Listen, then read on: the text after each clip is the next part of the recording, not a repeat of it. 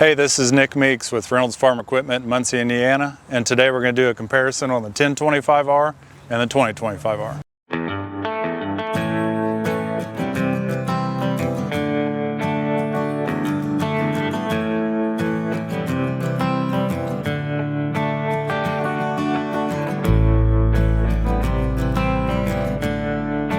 So today we're going to go over two of our more popular tractors, which is the 1025R and the 2025R.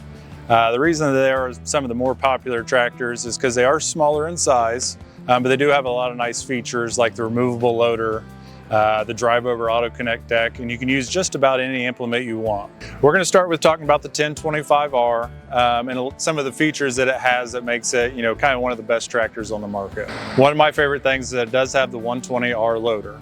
The R stands for removable, so we can take the loader off. Everything from here up is going to come off with just the push of the lever and unhooking the single point hydraulics, which I'll show you later. One of the nice things is the bucket will come off super easy with the pull of the pin. So we got a pin on this side, we got a pin on that side. Popular attachment that we put on here is the snow blade, which you can angle. That comes on and off super easy. In fact, you can have it off in about a minute and back on in about a minute. Another popular attachment that you can put on here for winter is a snow blower. You would just take the loader off, hook up the PTO shaft, and that's super easy to take on and off as well. I'd say it takes about 5 minutes to take it on, or put it on, and 5 minutes to take it off. This tractor here, if you look at the model number, it's a 1025R, so 1 for the size, 25 for the estimated horsepower, and the R tells you that it has as many features as possible in that size. This tractor right here is 23.9. When we go over the 2025R, we'll talk about a couple of the differences on it, one including the horsepower. Another nice feature about the R series is that we do have LED headlights up in the hood here, but we also have them as work lights here back on the fender. Here we'll talk about the operator platform. Up here we're going to have standard features that'll come on both tractors, including the tilt steering wheel, the mechanical suspension seat, which has the nice thick padding on it, as well as armrest. The other things that are nice about our operator platform is going to be the twin touch pedals over here. On the left-hand side, you've got forward. On the right-hand side, you have your reverse. So it's as easy as just taking your foot and pivoting over. Other features you're going to have here is going to be your loader control valve here, which does have a float position. So if you take that and you go all the way forward, it'll go into its detent position, and that'll put it on float to where it doesn't have down pressure. That's going to be nice for grading dirt, rock, snow removal, anything like that. One of my favorite features we've added here recently is the single point hydraulics. Used to we had 4 connectors to take, made a little bit of a mess.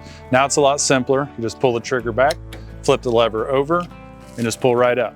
No mess, super easy, goes back on just as easy as well.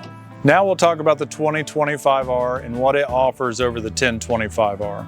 First thing you're going to notice is it is a little bit bigger, and a lot of that comes to the bigger tires, which gives it a little bit more ground clearance.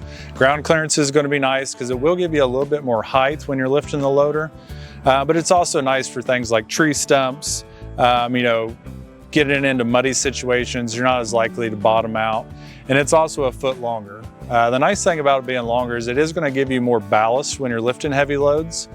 It gives you a little bit more foot room here in the operator's platform, so you get a little bit more leg room. The other nice thing is this tractor has more hydraulic flow as well. So with that extra hydraulic flow, we can lift almost 200 pounds more with the loader. You'll notice it is the same loader, but it does lift a little bit more weight. And obviously it'll go a little bit higher because it does stand a little bit higher. Now we'll talk about implements. Some of the most popular implements on these, obviously the loaders that we see on them, but also the 60-inch drive over auto connect deck, as well as the 54. That deck's gonna be super easy to take on and off. Takes about a minute to put it on, a minute to take it off. Other implements I can think of that I sell the most of are going to be the rotary tillers, which are great for your garden. Also great for working up dirt and getting it leveled out. The rotary cutter, I recommend the 4-foot on both of them, but I do have some people that have used the 5-foot on the 2025R with success. Other ones would be the rear blades, the box blades, which are great for leveling out dirt. I will say you can use a 5-foot on the 2025R, but I do only recommend a 4-foot on this one. Sometimes we do sell the 5-foot lightweight blade on the 1025R, which is a nice option. It gives you a little bit wider of an area to level out.